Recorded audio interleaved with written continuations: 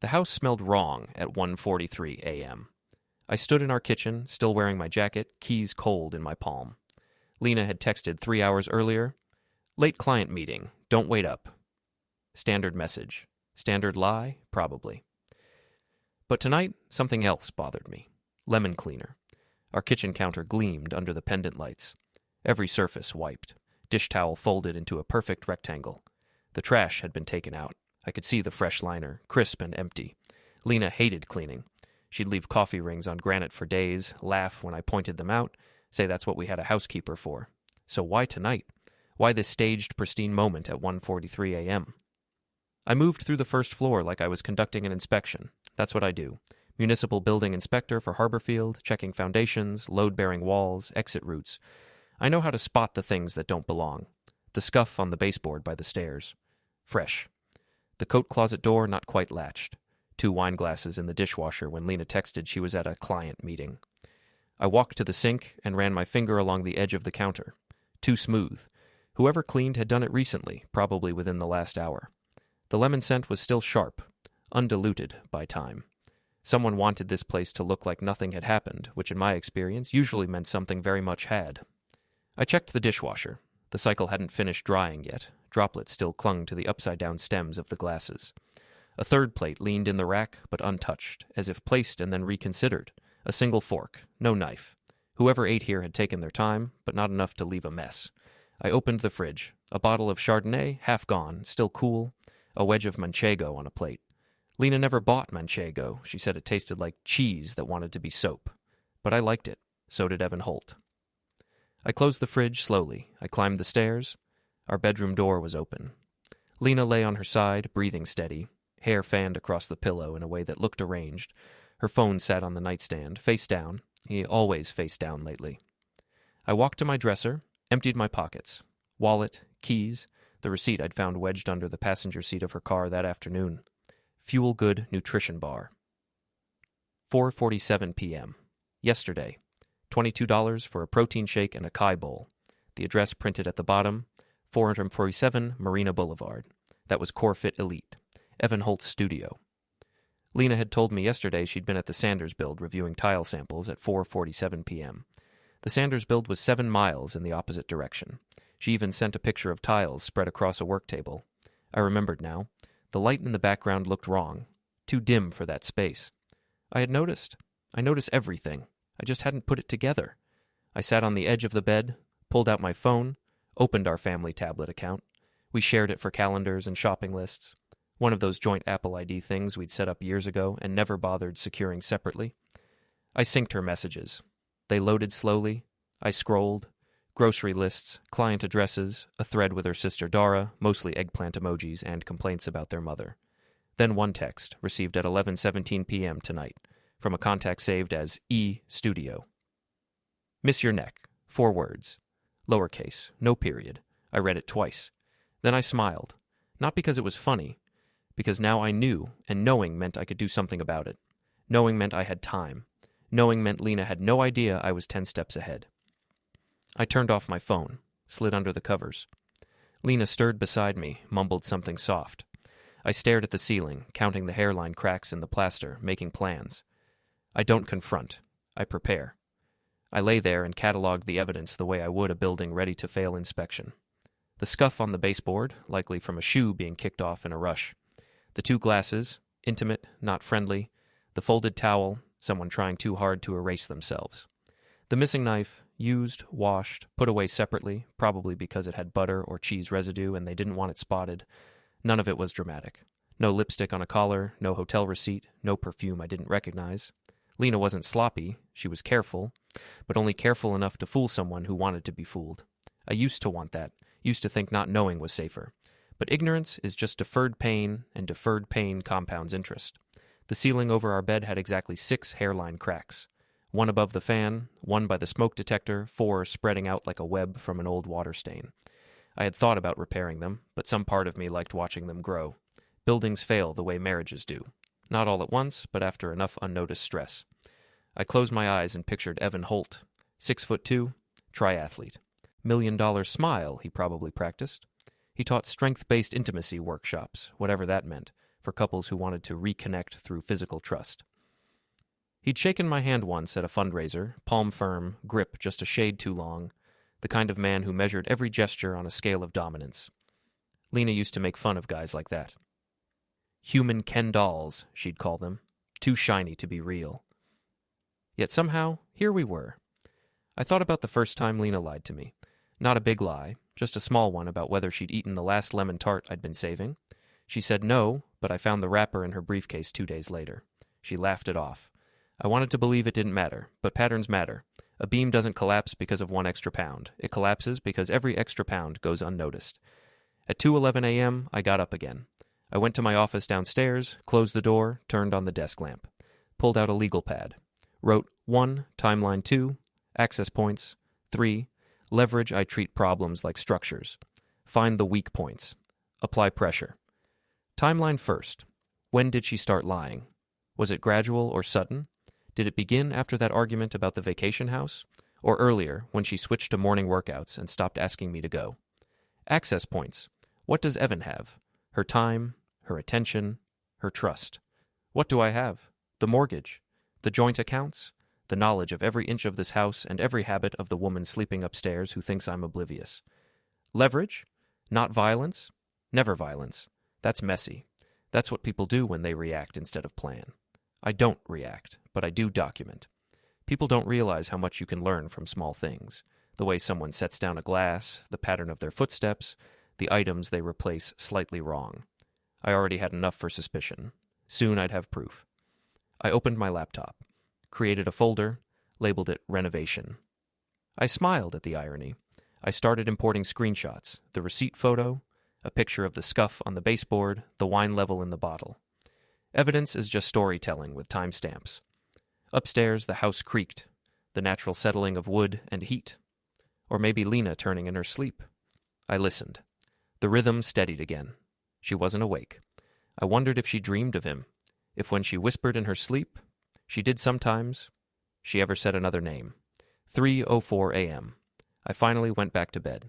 I lay on my side, facing her this time. She looked peaceful. People always look innocent when they're unconscious. That's why trust is such a dangerous concept. It's based on how we feel around people, not what those people are actually doing. I reached out, brushed a strand of hair behind her ear. She didn't wake. I wasn't angry. Not really. Anger is too close to helplessness. I was alert, focused, the way I get when I find a crack in a load-bearing column. Most people panic. I start calculating. Tomorrow I'd visit Fuel Good, then Corefit. Maybe ask Evan a few questions, the type asked casually, the way an inspector asks. When was this wiring last updated? When he already knows the answer. Some men go straight to confrontation. Some beg, some cry, some pretend not to know. But I don't confront. I prepare. And preparation, done correctly, means by the time the other person realizes what's happening, the foundation has already shifted under their feet and there's no safe exit route left. The last thing I thought before sleep finally took me was simple. Buildings don't warn you before they collapse. People don't either. Before we continue, hit the hype button, subscribe, and like the video to help the channel grow. Tell us which city you are from in the comments. We'd love to get to know our audience better. He'd laughed, said I looked like I needed it. I took a photo of the morning as it came in quiet, the first light seeping through the slats of the blinds like a slow confession. It was the kind of pale gold that made everything look gentler than it really was. The smell of coffee drifted in before I even reached the kitchen, earthy and familiar, the sort of scent that could trick a person into believing life was still on the rails. Lena moved through the kitchen in yoga pants and an oversized sweater, hair pulled up, no makeup. She looked beautiful. She always did. That was part of the problem. I'd stopped questioning why someone like her stayed with someone like me. Somewhere along the years, I just accepted it like gravity, unfair but constant. Sleep okay? She asked, pouring 2 mugs like any other morning, like nothing in the world had shifted beneath us in the night. She handed me a mug, kissed my cheek, barely grazing skin. You got in late. Site inspection ran long, gas leak scare. True story. Tuesday nights I covered emergency calls for the department. She knew that. She planned around that. That was the rhythm we'd built. Me gone, her home, overlap in the mornings like this one. For a long time, I thought it was balance. Now I knew better. Balance is just a word for a scale you never look directly at. She scrolled her phone, sipping. I've got the Dorian project this morning. Might grab lunch with Dara after. Tell her I said hi. Will do. I watched her move. Noticed things I'd been too tired or too stupid to notice before. The way she angled her phone so the screen never faced me. The new lotion on the counter. Grapefruit and sage. Expensive label. She hated grapefruit. The yoga mat by the door, still rolled tight. She hadn't been to a class in months. Little facts, little fractures. After she left, I started my inventory.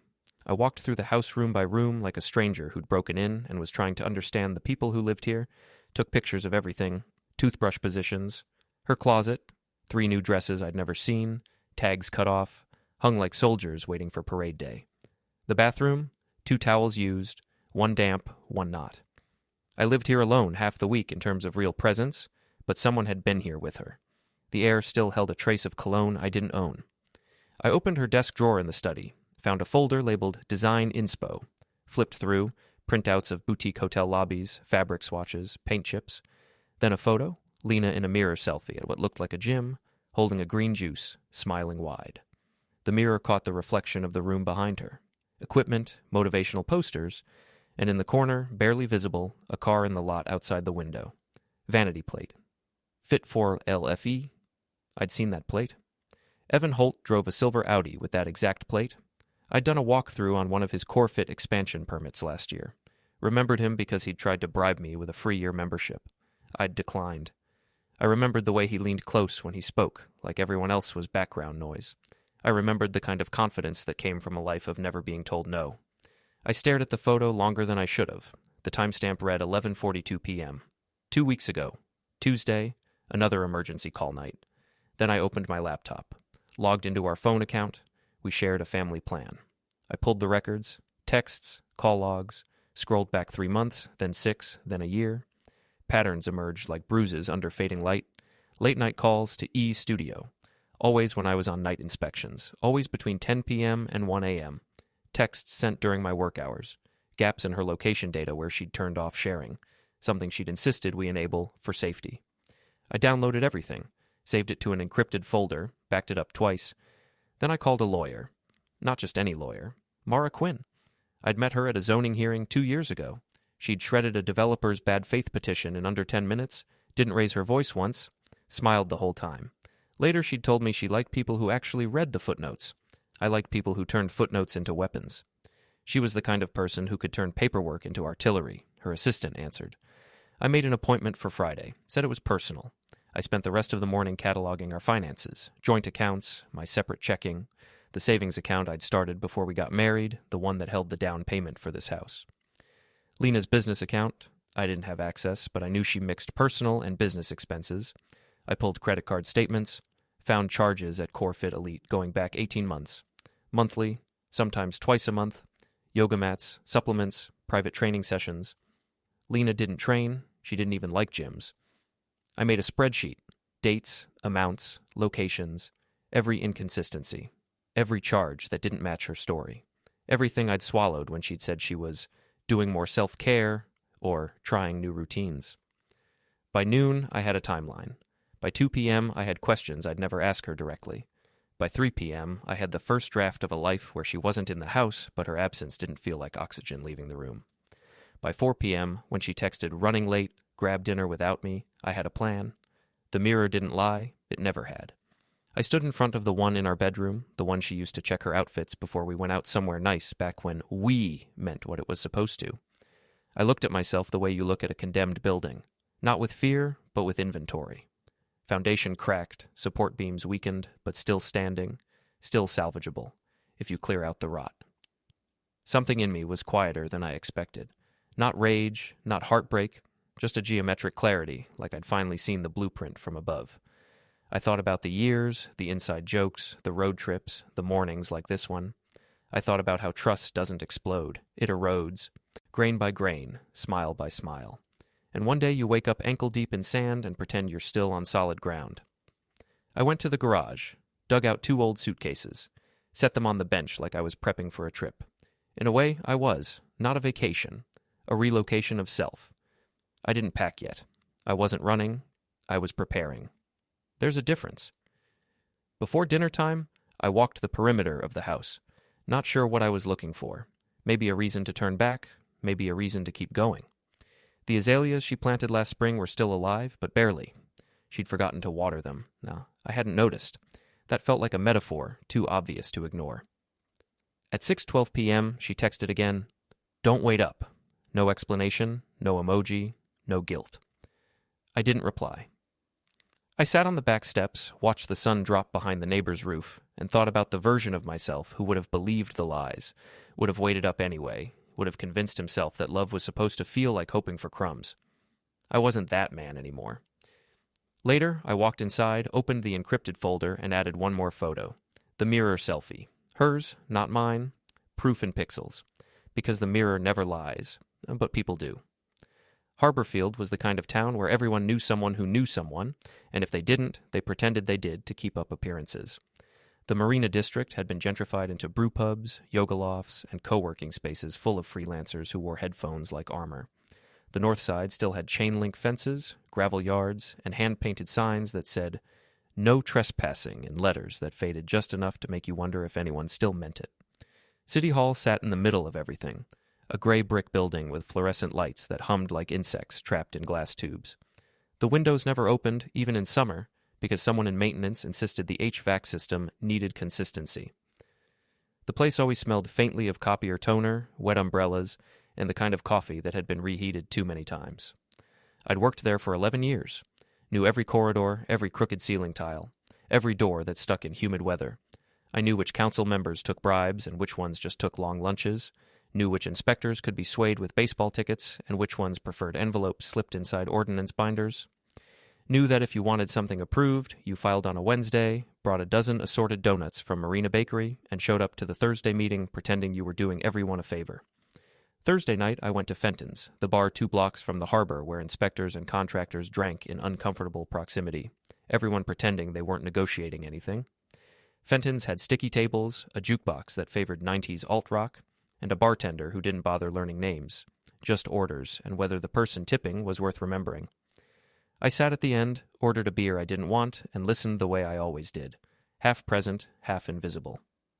That's the trick when you work in government long enough. You learn how to look like wallpaper until someone forgets you're listening. Cap Rivera was there. Cap was always there, like he'd been grandfathered into the bar's foundation. 70 years old, maybe older, skin like leather from decades of sun and seawater, hands that never stopped moving as if they were still tying knots no one had asked for. He lived on a boat at the North Docks, a peeling white sloop named All Good Things, and recorded everything with his phone. Boats coming in, weather patterns, drunk tourists trying to climb pilings. Posted it all to a YouTube channel with 40 subscribers and a comment section filled mostly with bots and the occasional grateful fisherman. He waved me over like he'd been expecting me. "Pike, you look tired." "Paperwork," I said, which was shorthand for everything and nothing. Always is. He sipped something dark and unbothered by the taste. "Heard Dorian's project is moving." "Nothing's finalized." I kept my voice flat, neutral, like I had no stake in it. "Evan Holt's pitching the wellness angle. Gym, smoothie bar, microsonopods, that whole bit." Cap grinned, showing a set of teeth that looked carved from driftwood. "Man thinks he's a brand." I kept my face neutral. "He got the contract?" "Not yet. Tommy Kral's playing it safe.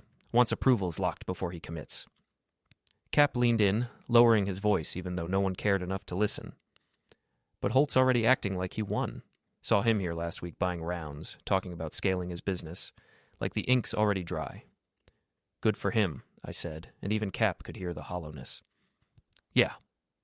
Cap's eyes flickered, the way they always did when he had something he shouldn't say but couldn't resist. "Funny thing, though. I filmed the docks at night. Boats, mostly. Lights on the water. Peaceful stuff." He pulled out his phone, scrolled with slow, crooked fingers. "Keep catching the same car in the frame. Silver Audi. Parks in the fire lane by the studio back exit. Every Thursday. Same time." He turned the phone toward me. Grainy footage, but clear enough. Silver Audi. Vanity plate. Holtwell. All uppercase arrogance. Timestamp 11:43 p.m. The camera didn't lie, even if people did. "Huh," I said, because it was all I could say without sounding exactly as interested as I was. "Right?" Cap pocketed the phone like it was a live grenade. Posted a few clips. Community safety and all. People noticed patterns. People did. and patterns had a way of becoming accusations. I finished my beer, paid.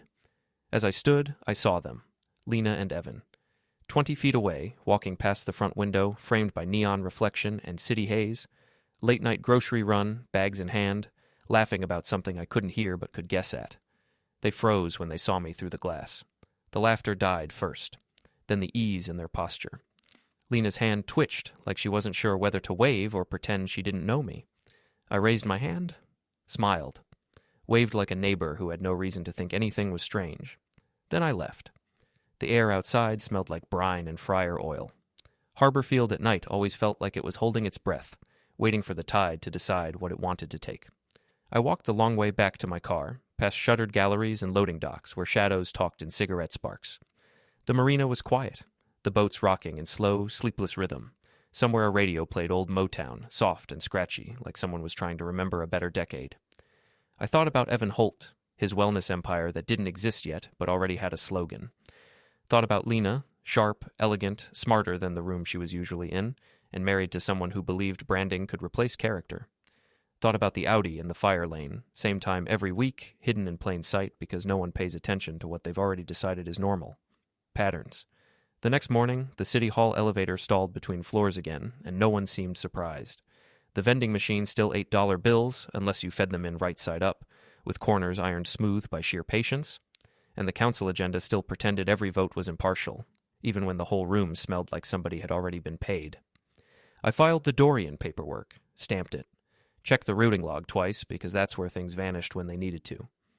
By noon, I had 3 voicemails, one from Tommy Crawl asking if I had seen anything unusual, one from a reporter fishing for quotes, and one from my mother reminding me that the Sunday pot roast was at 3, not 4, and last time I'd shown up late, the gravy had gone cold. Life, even in a crooked town, insists on being ordinary, but Cap's footage stayed in my head, the way the Audi eased into view like it belonged there, the way Holt's nameplate gleamed even through pixel static, the way Patterns whispered, "If you bothered to listen?" I bothered. Maybe that was my curse. By Thursday, I was back at Fenton's, not because I liked the place, but because it was where loose ends eventually walked in, ordered something strong, and said too much. The same inspectors were there, the same contractors, the same waitress who called everyone Han because names were too much trouble. I took my same seat, ordered the same beer, watched the door. Cap showed up late, wind-burned and grinning, like a man who'd found a message in a bottle and couldn't wait to read it aloud. "Got something new," he said, not bothering with hello. "Thought you'd want to see?" He slid his phone across the bar. New footage, same car, same time, but this time someone got out. Holt, in gym clothes, holding a paper bag like it weighed more than groceries ever did. He disappeared behind the studio door. Came out 12 minutes later with nothing in his hands. 12 minutes, Cap said. Every week, clockwork. Patterns. The kind you could measure with a stopwatch. The kind that didn't care who was watching until someone did. And somewhere between the docks, the donuts, the bribes, and the fluorescent hum of City Hall, I realized something I should have known from the start. In Harborfield, nothing was ever finalized. Not projects, not deals, not the stories people thought they were getting away with. Patterns always finish what people try to leave unfinished. And I had just started paying attention. Mara Quinn's office was on the 3rd floor of a restored textile mill. Exposed brick, steel beams, floor-to-ceiling windows overlooking the water. She sat behind a desk that looked like it cost more than my car. "Lucas Pike," she said, standing. Firm handshake. "You sounded tense on the phone." "I need a divorce." "All right." She gestured to a chair. "Tell me why." I did. Gave her the timeline, the evidence, the patterns. She took notes on a legal pad, her pen moving in quick, precise strokes.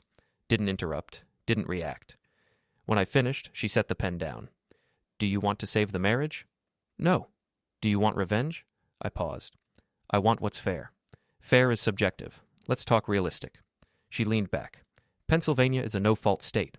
Adultery doesn't automatically get you a better settlement, but it can influence equitable distribution if you prove marital funds were used to support the affair. Did she spend your money on him?" "Yes." "Gifts, travel, services, gym memberships, supplements." She paid for his training certifications last spring, joint credit card. Mara smiled. It wasn't kind. "Good. That's marital waste. We can account for that." "Now, the house. Who paid the down payment?" "I did. Before we got married. I've got the bank records." Even better, if you can prove it was your separate property and she didn't contribute to the mortgage significantly, we can argue it stays with you. She flipped a page. What about her business? She's a designer, right? Boutique interior design. She does luxury builds mostly. Works with developers. Income?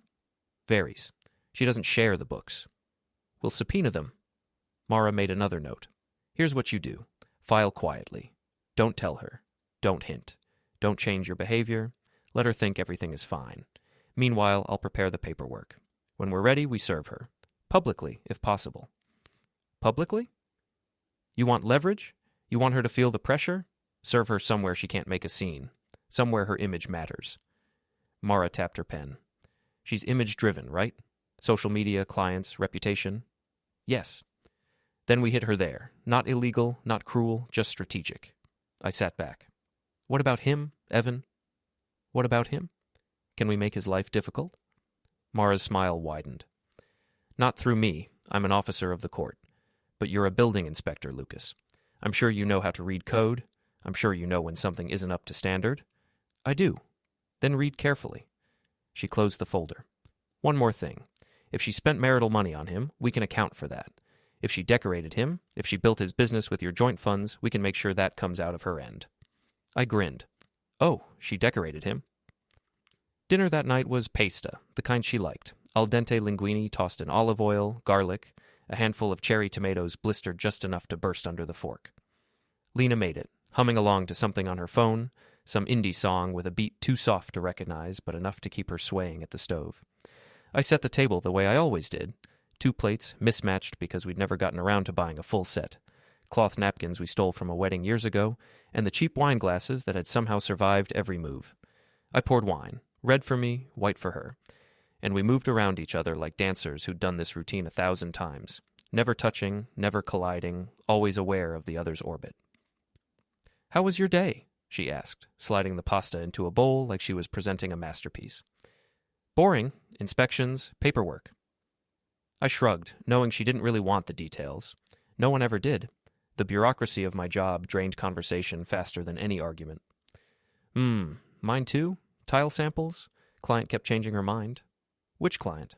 Sanders build. You know, the one on Prospect. I twirled pasta onto my fork, blowing on the steam. Right. That's the one with the marble counters. Quartz. She said it automatically, the way she corrected people who called a couch a sofa. Marble's too high maintenance. Stains, scratches. People want the look without the responsibility. Makes sense. We ate, talked about nothing. The kind of lightweight conversation that keeps a marriage floating but never anchored. She told me Dara was planning a weekend trip, some cabin by a lake, a place they'd found online that promised rustic tranquility and complimentary s'mores kits. Asked if I wanted to go. I said maybe, which meant I'd decide at the last possible minute and disappoint someone either way.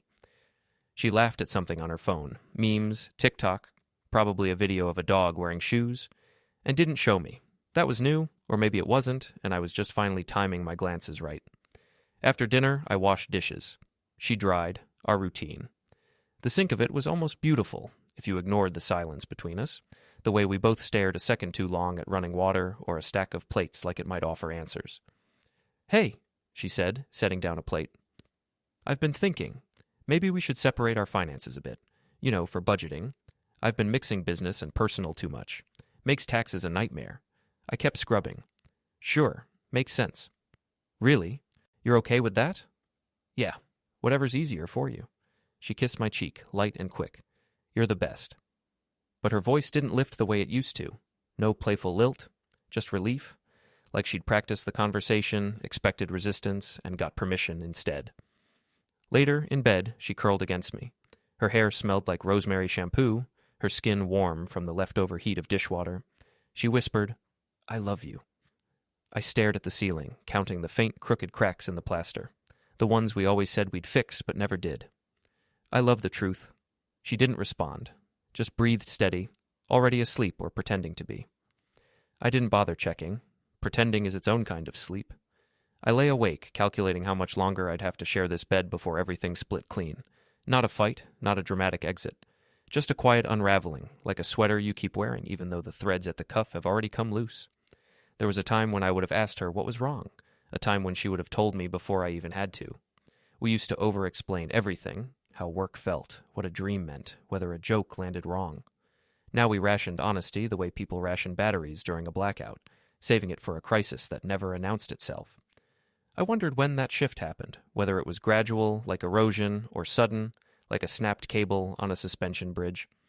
Maybe it was the night she got home late and said the traffic was bad, even though the map app on her phone, left open on the counter, showed green lines all the way home. Maybe it was when I stopped asking about her day, not because I didn't care, but because I already knew the script. Maybe it was both of us refusing to admit we were keeping score on a game neither of us wanted to play. Outside, a car passed, headlights sweeping across the ceiling like a searchlight in a prison break movie. For a second, the cracks lit up, branching like a map of rivers, tributaries feeding into something I couldn't see.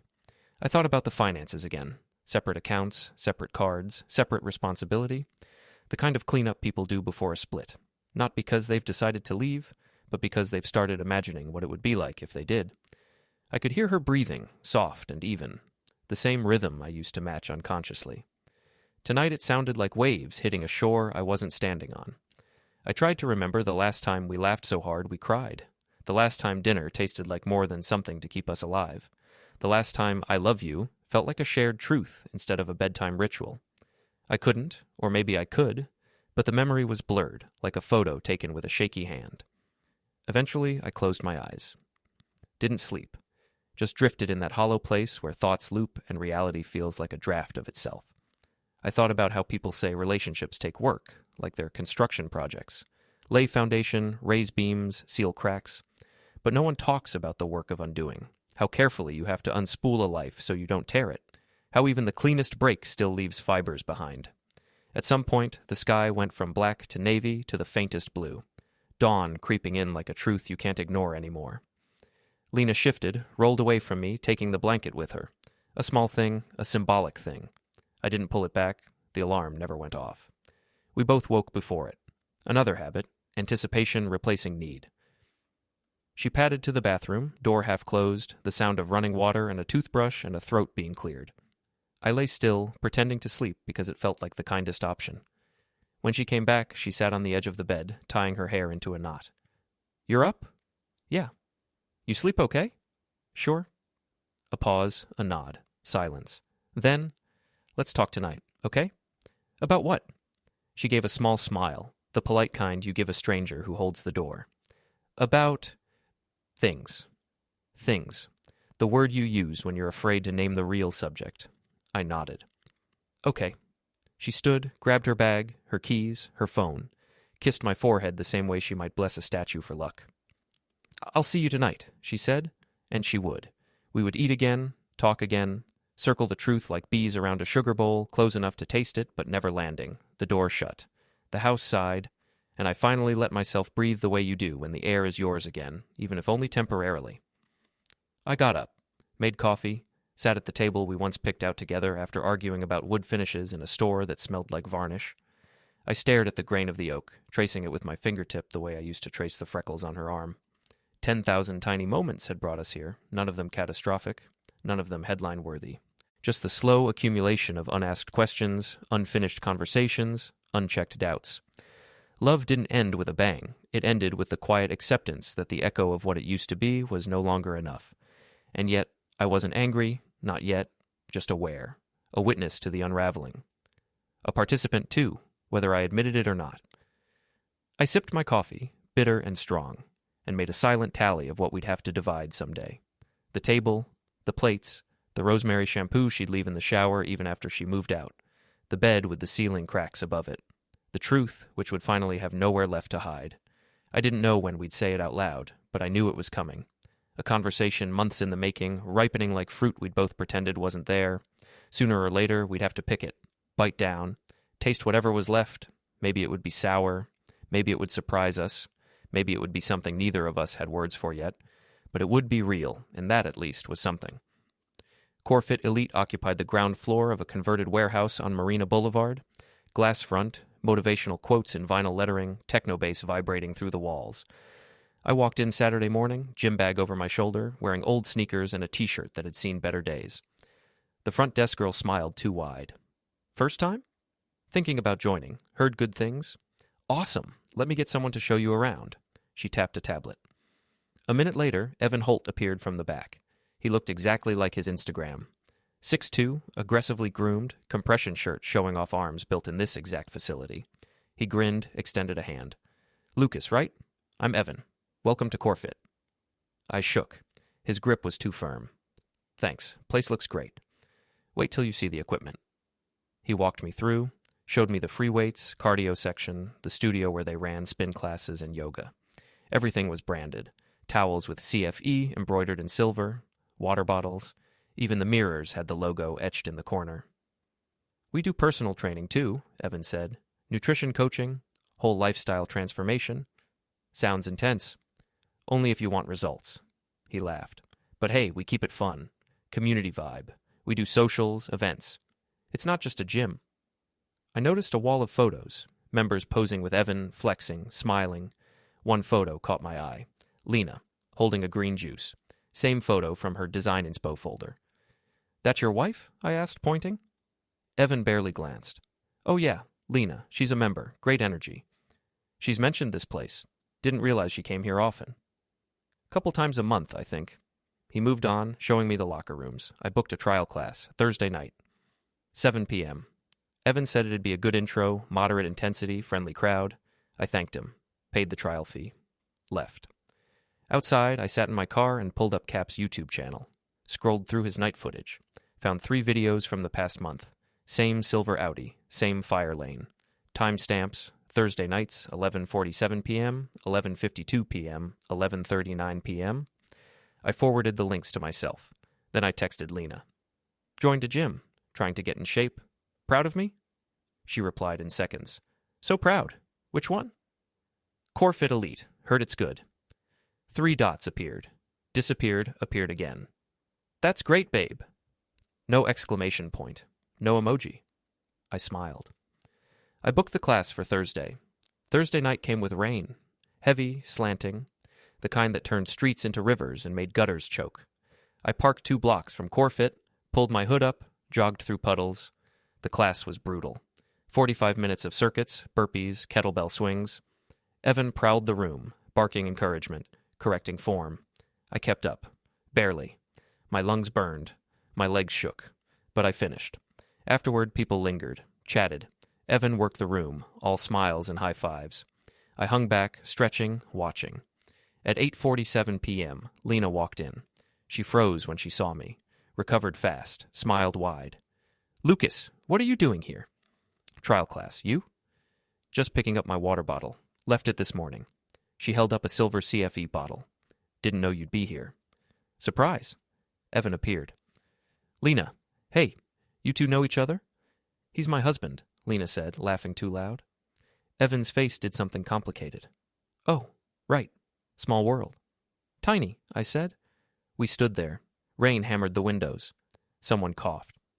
"Well," Lena said, "I should go. Dinner with Dara." "Thought you had a late client meeting," I said. "Rescheduled." "Ah." She kissed my cheek, left. Evan watched her go. I watched him. "She's great," he said. "She is." "You're a lucky guy." "I know." I grabbed my bag, walked out into the rain, stood in the alley behind the building, waiting. At 9:03 p.m., the back door opened. Evan stepped out. Lena was with him. They didn't see me. Started walking toward the lot. I followed, slow, quiet. They reached Evan's Audi. He unlocked it. She laughed at something. He touched her arm. I stepped into the light. "Hey." They spun. Lena's face drained. Evan stepped back. "Lucas," she said. "What?" "Funny seeing you here," I said. "Thought you had dinner with Dara." "I do. I was just..." "Just what?" Evan raised his hands. "Man, this isn't..." "Isn't what?" I stepped closer. Rain soaked through my jacket. "Isn't what it looks like? That what you're going to say?" "Lucas," Lena started. "You paid for his certifications," I said. "Joint credit card, March 19th, $1,200, nutritional coaching certification, remember?" She opened her mouth, closed it. "I've got the statements," I said. "Every charge, every late night, every lie." Evan moved toward his car. "I'm not part of this." I followed him. "You park here every Thursday, Fire Lane. Cap films the docks. Catches your car every time. Posted the videos? Funny how the internet works. Evan's hand shook on the door handle. I don't know what you're talking about. Sure you don't. He yanked the door open. Got in, started the engine. I stepped to his window, tapped it. He rolled it down an inch. I'll see you at work, I said. You work where? City Hall, building inspections. I'm sure we'll cross paths. His face went pale. He reversed fast. Tires screeched. He clipped a trash can, kept going. I turned to Lena. She stood frozen, mascara running. Go have dinner with Dara, I said. Tell her I said hi. I walked away. Heard her call my name. Didn't turn around. Monday morning, I had a walkthrough scheduled at Tommy Krall's development site, waterfront wellness complex.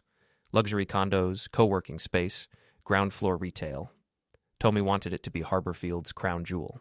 The project had been in permitting for 9 months. I arrived at 8 a.m., clipboard, camera, safety vest. Tommy met me at the gate, coffee in hand, grin wide. Lucas, good to see you. Ready to check us out? Let's see what you've got. We walked the site. Concrete poured. Framing up. Electrical rough-in underway. I took notes. Checked load-bearing walls. Verified exit paths. Everything was mostly clean. A few minor issues. Missing placards. One fire extinguisher expired. You're planning amenities on the ground floor? I asked. Yeah. Gym, juice bar, maybe a yoga studio. Still finalizing. Who's consulting? Evan Holt, core fit guy. Knows the wellness space. Right. I made a note. He'll need variances for the layout. Occupancy limits, ADA compliance. Already filed.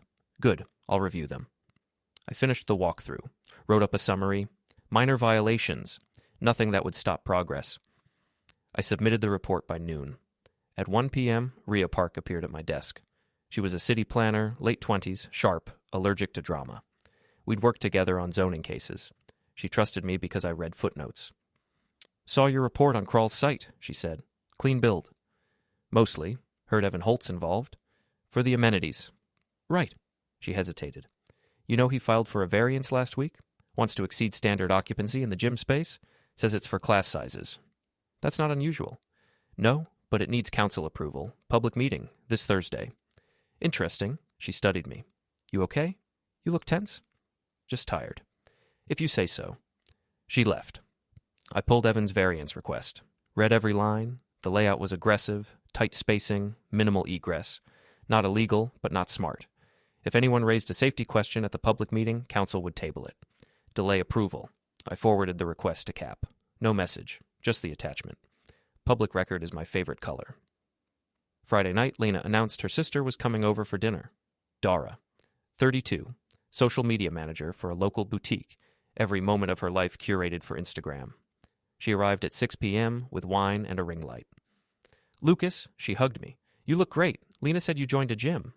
Trying to keep up. Good for you. She set up her phone. Okay, let's get some shots. You two are such goals. Lena laughed. We posed. Kitchen island, Lena chopping vegetables, me stirring a pot.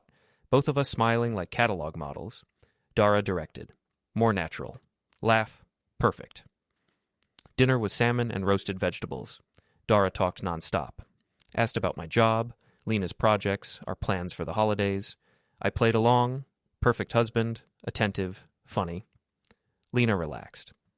You guys are seriously the best, Dara said, snapping another photo. Relationship goals, honestly. We try, Lena said. After dinner, Dara posted 6 photos, captions about love and partnership and finding your person, hashtags, emojis. Within an hour, 50 likes. Lena checked her phone, smiled. People love us. They do, I said. Later, after Dara left, Lena sat on the couch, scrolling. I sat beside her. That was nice, she said. Yeah. Dara's right. We're good together. I kissed her forehead. We are. My phone buzzed. Email from Mara. Subject, as discussed. I opened it. Preliminary divorce filings drafted. Ready to serve. Smile for Dara's followers. Sunday morning, Lena made pancakes. I sat at the counter watching her. She hummed, flipping batter, moving like someone who'd decided everything was fine. Lucas, she said, can we talk? About what? Just us. I feel like you've been distant. Have I? A little, since last week, since... She stopped. Since what? Since you joined the gym? I sipped coffee. I thought you'd be happy. I am. I don't know. It feels weird. Why? She flipped a pancake. I guess I'm not used to you being there, in that space. It's a public gym, Lena. I know, it's just... She set the spatula down, turned. Are we okay? Are we? I think so. I hope so. I stood, walked around the counter, stood close. Do you have something to tell me? Her eyes flickered. Like what? I don't know. You tell me. Lucas, because if there's something you need to say, now's the time. She stared, then shook her head. No, nothing. I'm just being paranoid. Why would you be paranoid? I don't know. I brushed a strand of hair from her face. Nice plate Evan's got, fit for la fille. Vanity plates are so weird, right? Her hand trembled. Syrup dripped from the bottle she was holding. Yeah, she whispered. Weird. I kissed her forehead, grabbed my jacket.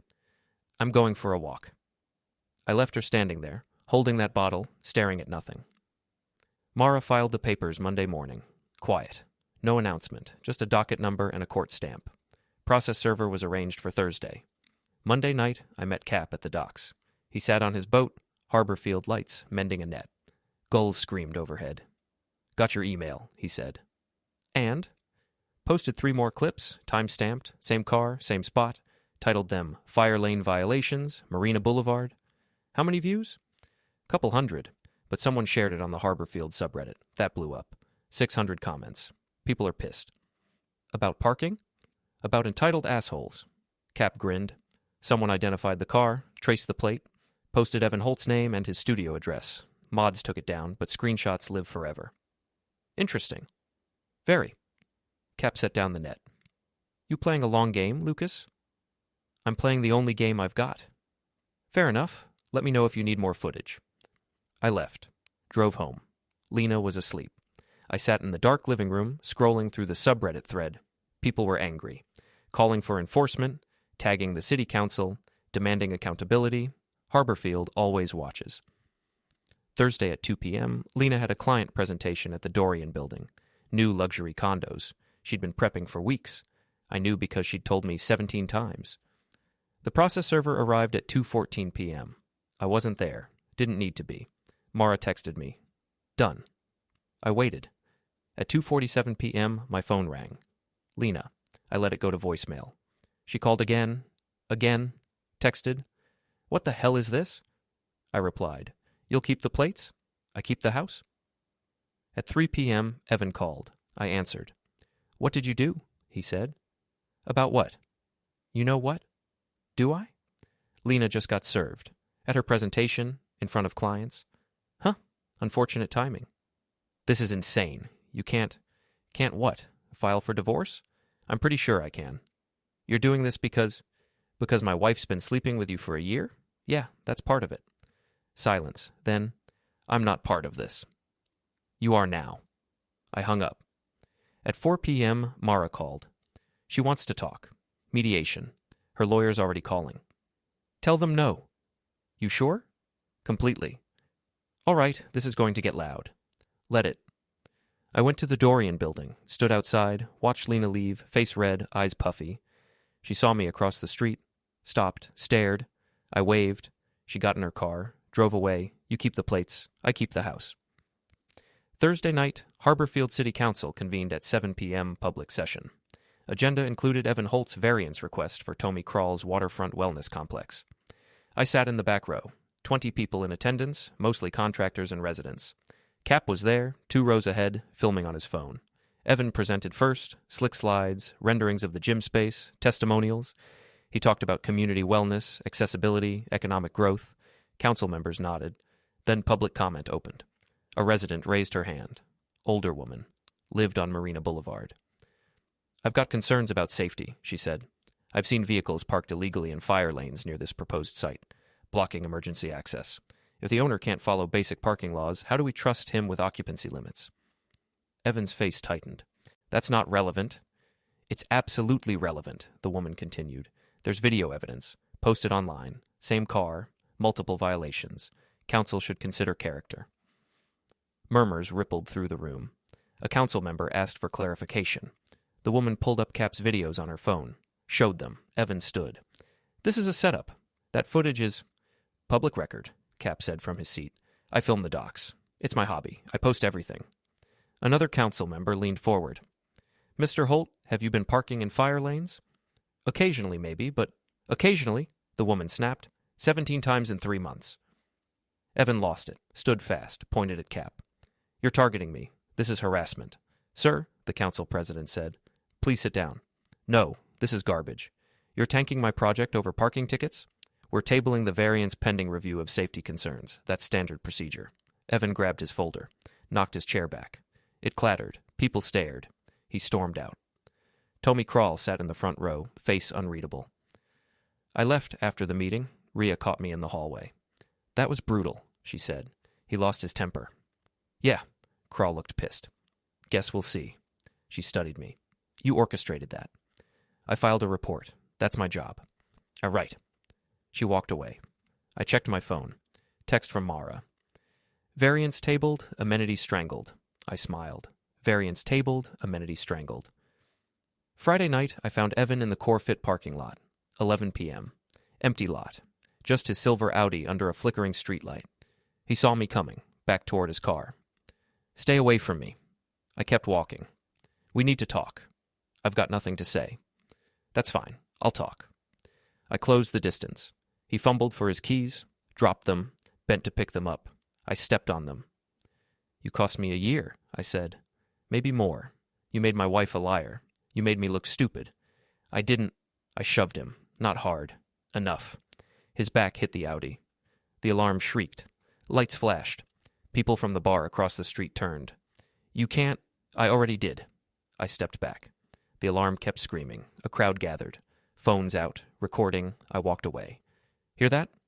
"That's the sound of done." Mara's office. Monday morning. She spread financial statements across her desk. "Here's what we've got," she said. "Corfit membership. $840 over 18 months. Supplements and protein powders, charged to your joint card. $412. Then there's this. Nutritional coaching certification for Evan Holt. $1,200. March 19th. Lena paid. That's marital waste. Exactly. We can argue she diverted joint funds to support the affair. It's not criminal, but it's ugly, and it reduces her settlement. How much? Depends on the judge, but I'd estimate 20 to 30,000 less than she's expecting. I leaned back. What about the house? You're good. Down payment was yours, pre-marriage funds. You've got documentation. The mortgage is joint, but your contributions are significantly higher. She'll get something, but the house stays with you. And her business? We subpoenaed the books. She's been mixing personal and business expenses, using business accounts for personal travel, dining, gifts. It's sloppy. Makes her look bad. Good. Mara closed the folder. Lucas, she's going to fight. Her lawyer's pushing for mediation, saying you're being vindictive. I am. I know, but the court doesn't care about feelings. They care about facts. Keep giving me facts. I will. Numbers don't love you back. Thursday night. Rain again. I followed Evan from Corfit to the Old Mill District. He was avoiding main streets, cutting through alleys, checking over his shoulder. I stayed far back. Patient. He ducked between buildings, took a fire escape, headed to the rooftop. I followed. The roof was flat, gravel, skylights. Rain pooled in low spots. Evan stood near the edge, phone out, texting. I stepped into the light. You're persistent, he said. You're predictable. What do you want? I want you gone. I'm not leaving. I've got a life here. Had. He pocketed his phone. You're insane. You know that? All this over a mistake. A mistake? I stepped closer. You slept with my wife for a year. You let her spend my money on you. You let her lie to me every day. That's not a mistake. That's a choice. She came to me, and you said yes. She was unhappy. I laughed. Everyone's unhappy, Evan. You don't fix that by sleeping with someone else's wife. You don't get it. I get it fine. He moved toward the edge. I followed. He stumbled on gravel, caught himself. Stay back, he said. I grabbed his collar, shoved him against the low wall. Not hard, controlled. His head snapped back. Rain plastered his hair. You're done, I said. You lost the project. You lost your reputation. You're going to lose her too. She loves me. I slapped him. Open palm. Sharp. His head turned. He gasped. She doesn't love you. She used you. For access, for status, for her business, and when it all fell apart, she let you take the fall. That's not... I shoved him. He slid on gravel, fell, skinned his palms. Sirens wailed in the distance. Unrelated. Electrical fire 2 blocks over. Evan flinched at the sound. I leaned down. You're not afraid of me. You're afraid of the audience. I walked away, left him on that roof, trembling. Mara called Tuesday morning. We've got something. What? Emails, Lena's business account. We subpoenaed them. There's a thread between her and Evan from 8 months ago. They were strategizing. Strategizing what? Access. Evan wanted Tommy Krall's project. Needed credibility. Lena offered to help. She'd pitch her design services to Krall, get inside, feed Evan information about timelines and approvals. In return, Evan would recommend her as the preferred designer for all the units. They were working together. Yes, it wasn't just an affair. It was a business arrangement. They leveraged each other for professional gain. I sat back. Does Krall know? Probably. After Evan's meltdown at the council meeting, Krall started digging. He's furious. He cut ties with both of them. So Lena loses the design contract? Already lost it. Krall hired someone else. She's got no project, no big payday, no visibility. I laughed. It was never about love. Rarely is. It's about leverage. And when the leverage disappears, so does the relationship. No love, just leverage. Saturday night. Tommy Krall hosted an investor party at the waterfront. Harborfield's elite. Developers, city officials, business owners. The event was in a white tent, strings of lights, open bar, a reset party. Krall's way of salvaging his project's image. I wasn't invited. I went anyway, wore a suit, walked in with a clipboard. Rhea had scheduled a routine safety walkthrough, completely legal, completely necessary. Temporary structures required inspection, exit signs, load capacity, electrical setups. Krall saw me, jaw tightened, but he couldn't stop me. Public event, city inspector. I smiled, waved. I moved through the tent, checked exits, noted a missing placard, loose wiring by the bar, overloaded circuits, everything borderline, nothing catastrophic. Yet. Lena was there, saw me, froze. She was with Dara, both dressed up, trying to salvage something. Evan was there too, at the back, nursing a drink, looking lost. At 9 p.m., the power stuttered. Lights dimmed, flickered. The tent went dark for 3 seconds. Emergency lights kicked on. Red, harsh. People murmured. Nervous laughter. I stood near the breaker panel. Rhea beside me. Overloaded, I said, loud enough for people nearby to hear. Should we shut it down? She asked. Not yet, but I'll file a report. Krall appeared. This is fine. It's handled. Is it? I looked at him. Because if something happens, if someone gets hurt, you're liable. Nothing's going to happen. Probably not, but I've got to document it. The lights flickered again, longer this time. Emergency strobes flashed.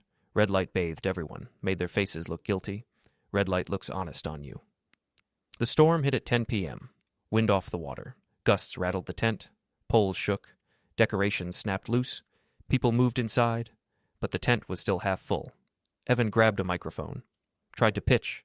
Tried to salvage his reputation. Talked about wellness, community, second chances. I walked to the breaker panel. Opened it. Pointed to the overloaded circuits. Said, loud enough, "This is a code violation. Red tagged." The mic cut out. PA system died. Evan stared. "What are you doing?" "My job. You're sabotaging me. I'm enforcing safety standards." "There's a difference." He lunged, shoved me. I didn't move. He stumbled, fell against a table, knocked over drinks. Glass shattered. People gasped. Security appeared, grabbed Evan, hauled him out. Lena ran to me. "Lucas, please, stop this." "Stop what?" "This. All of it. You've made your point." "Have I?" "Yes. You've destroyed him. You've destroyed us. Are you happy?" "Getting there." She slapped me, hard. My cheek stung. People stared. I smiled. "Feel better?" She broke, sobbed. Dara pulled her away. I left the tent, walked to my car. My phone buzzed. Text from Mara. Settlement accepted. House plus savings preserved. Her ask reduced. Settlement accepted. I drove home through the storm. Rain hammered the windshield. Lightning split the sky. Harborfield looked drowned. Lena's car was in the driveway when I arrived. She was waiting on the porch, soaked, mascara streaked like war paint. "You took everything," she said. "I took what was mine. We built this together. You built it with his help, not mine. I made a mistake. You made a choice, every day for a year. I loved you. You loved what I gave you. Stability, a house, a reputation, but you wanted more. You wanted his attention, his access, his project. It wasn't like that. It was exactly like that. Mara showed me the emails. You and Evan, planning, strategizing, using each other." She stepped closer. "I'm sorry. Too late. Lucas, you don't get to apologize now. You don't get to cry and make this about your pain. You hurt me. You lied to me. You spent my money on him. And when I found out, you didn't confess. You didn't come clean. You waited until I served you papers, until I humiliated you, until you had no choice." I was scared. Good. Headlights cut through the rain. Evan's Audi. He got out, stumbled toward us. "This is your fault," he shouted at me. "You ruined everything." "I ruined nothing. You did that yourself. I loved her. You used her, just like she used you." He shoved me. I didn't move. He shoved again, weaker. "Hit me," he said. "Come on, you want to. Just do it." I stepped into him. He flinched, stepped back, tripped, fell into the grass. "You're pathetic," I said. He lay there, rain soaking him. Lena stared. "Go," I said to both of them. "Get out. This is my house." Lena shook her head. "I have nowhere to go." "Figure it out." She walked to her car. Evan got up, followed her. They drove away, together, probably for the last time. I stood in the rain, watched their taillights disappear. Sirens echoed in the distance. Lightning flickered. I walked inside, locked the door, stood in the kitchen, my house. I pulled the settlement papers from my jacket, read them, everything I wanted, everything I fought for. I smiled once. Storm's over. For me.